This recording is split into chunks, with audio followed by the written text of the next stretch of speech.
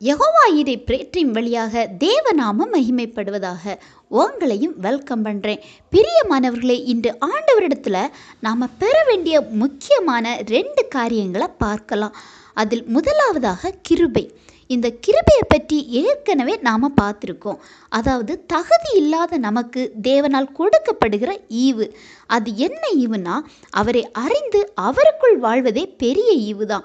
ஆனால் இதை தவிர ஆவிக்குரிய மற்றும் உலகத்திற்குரிய அனைத்து காரியங்களையும் வளர அவருடைய கிருபை, அதாவது தயவு நமக்கு தேவை.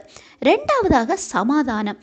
நாம் வாழுற இந்த உலகத்தில் எந்த விதமான பிரச்சனைகளும் இல்லாமல் நான் சமாதானமாக வாழுறேன் அப்படின்னு ஒரு நபர் சொல்ல முடியுமா?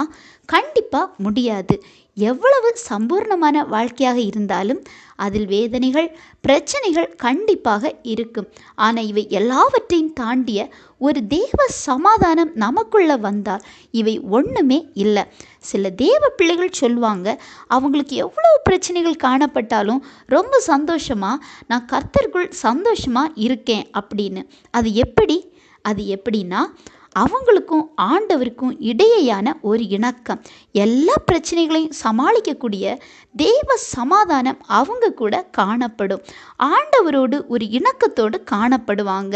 ஜெபத்தின் மூலம், வேத வாசிப்பு மூலம் ஏசப்பாவோட நல்ல ஒரு தொடர்பில் காணப்படுகிற ஒரு நபராக அவங்க இருப்பாங்க. எனவே நீங்கள் கேளுங்க, அப்பா உங்கள் கிருபையும் சமாதானமும் எனக்கு வேண்டும்னு. ஏன்னா 1 கொரிந்தியர் 1:3 பார்க்கும்போது, நம்முடைய பிதாவாகிய தேவனாலும் கர்த்தராகிய இயேசு கிறிஸ்துவினாலும் உங்களுக்கு கிருபையும் சமாதானமும் உண்டாவதாக அப்படின்னு பார்க்கலாம். எனவே நீங்கள் அவரிடத்தில் கேளுங்க, பெற்றுக்கொள்வீங்க. சரியா? ஆண்டவர் தாமே இந்த வார்த்தைகள் மூலம் உங்களை ஆசீர்வதிப்பாராக.